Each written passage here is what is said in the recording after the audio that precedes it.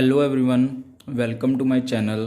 In this video, we are going to discuss our next topics of complex number, modulus, argument and polar form. हमने अपनी previous video में complex number को define किया और complex number को हम z is equal to a plus iota b के साथ रिप्रेजेंट करते थे, जिसमें a हमारा है रियल पार्ट और b है इमेजिनरी पार्ट। हम इस कॉम्प्लेक्स नंबर को एक्स वाई प्लेन पर भी रिप्रेजेंट कर सकते हैं। तो उसके लिए हम सबसे पहले अपने कॉम्प्लेक्स नंबर को एज ए पॉइंट डील करेंगे। इसको हम लिख लेंगे पी ए बी। हम ड्रॉ करते हैं एक्स वाई प्लेन, ये एक्स एक्सिस है और ये वाई एक्सिस। रियल पार्ट को हम एक्स एक्सिस पर शो करेंगे और इमेजिनरी को हम वाई एक्सिस पर।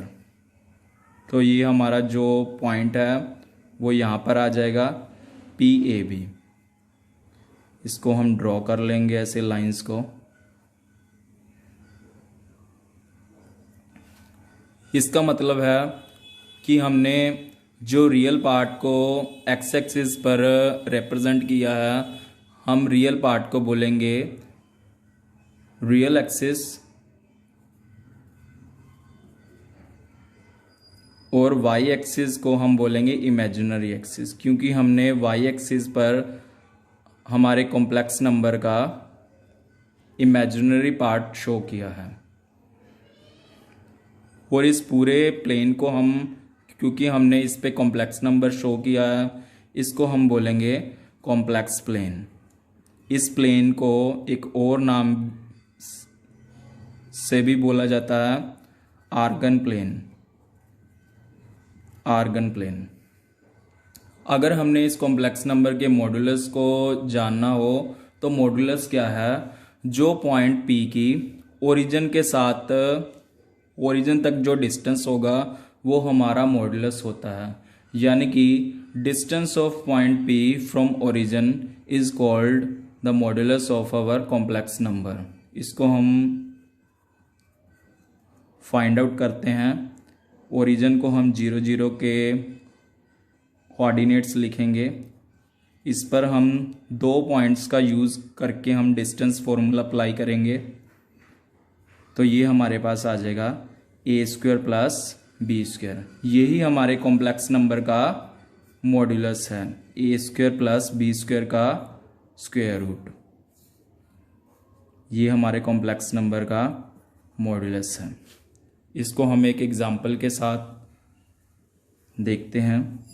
Let's say we have a complex number z is equal to 3 minus 4 iota and its modulus is defined as. हम मॉडुलस फाइंड करने के लिए डायरेक्ट ये रिजल्ट यूज कर लेंगे, स्क्वायर ऑफ रियल पार्ट और इमेजिनरी पार्ट का स्क्वायर और इनकी एडिशन अंडर स्क्वायर रूट। ये आ जाएगा 9 प्लस 16 इज इक्वल टू 25। ये हमारे पास आ गया मॉडुलस इसका 5।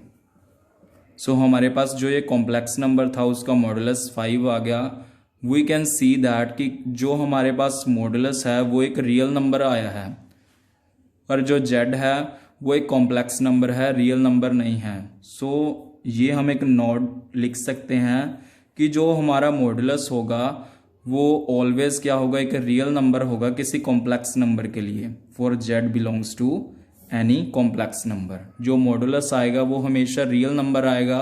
मॉडुलस में कभी भी इमेजिनरी पार्ट नहीं होता है। सो ये हमारा क्या होता है? रियल नंबर ही होगा। अब हम डिफाइन करते हैं आर्ग्यूमेंट। मॉडुलस हो गया। आर्ग्यूमेंट क्या है? जो लाइन ओपी एक्स एक्सिस के साथ, पॉजिटिव एक्स एक्सिस के साथ एंगल मेक कर रही है वो हमारा मॉडुलस है। इसको हम थीटा के साथ रिप्रेजेंट कर सकते हैं। सो जो ये थीटा हमारा एंगल है ये हमारा क्या है? Argument. So what is the argument? It is the angle theta which OP makes with positive direction of x axis. और आर्ग्यूमेंट को हम एम्पलीट्यूड भी बोलेंगे। ये आर्गुमेंट के लिए सेकंड नेम है। आर्गुमेंट और एम्पलीट्यूड दोनों सेम चीज़ें हैं।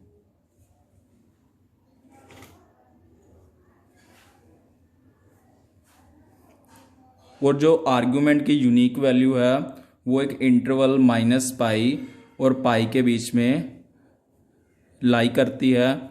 ये आर्गुमेंट की होती है unique value, and this unique value of argument which is lying between this interval is known as the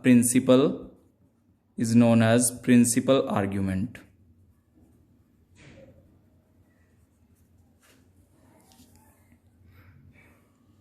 argument के लिए हमारे पास एक और नोट है।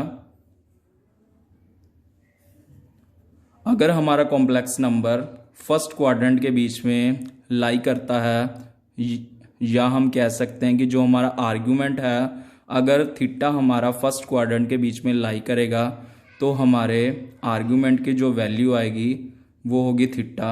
अगर हमारा जो कॉम्प्लेक्स नंबर है वो सेकंड क्वाड्रेंट में लाई करता है तो इसकी वैल्यू होती है pi minus theta.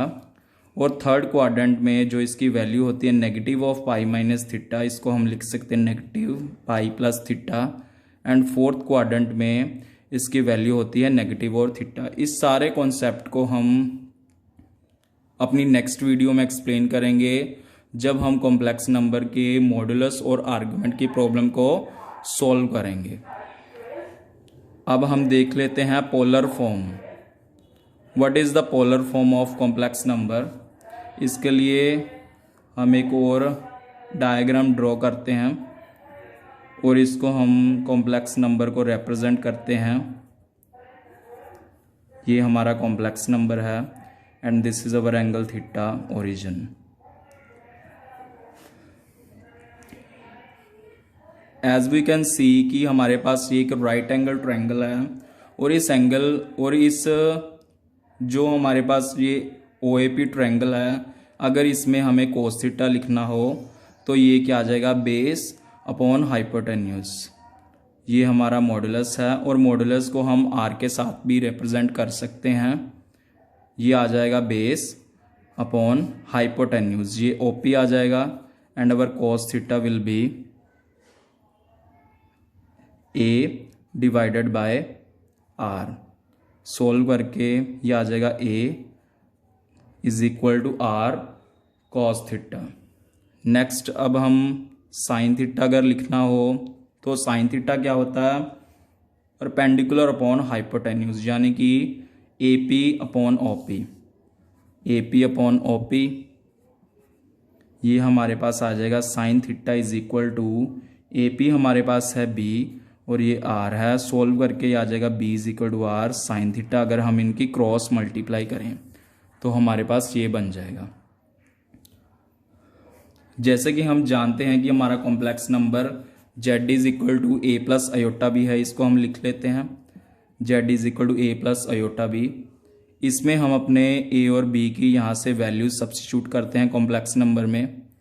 Z is equal to R cos theta plus iota R sine theta. इस इक्वेशन में हम R कॉमन निकाल लेंगे, ये बन जाएगा cos theta plus iota sine theta.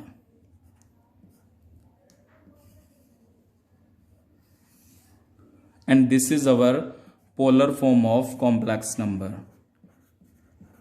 Polar form का मीनिंग ये है कि जो हमारे पास कॉम्प्लेक्स नंबर था जो हमने XY प्लेन पर रिप्रेजेंट किया था, जो कॉम्प्लेक्स नंबर हमारा AB था उसको हमने पोलर कोऑर्डिनेट्स में इंटरचेंज कर दिया।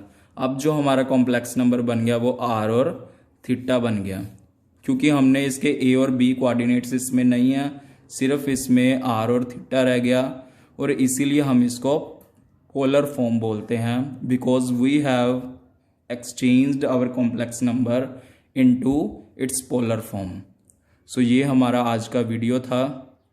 अगर आपको हमारी ये वीडियो अच्छी लगी हो तो प्लीज़ हमारे चैनल को सब्सक्राइब कीजिए और इसको ज़्यादा से ज़्यादा शेयर कीजिए। Thank you everyone.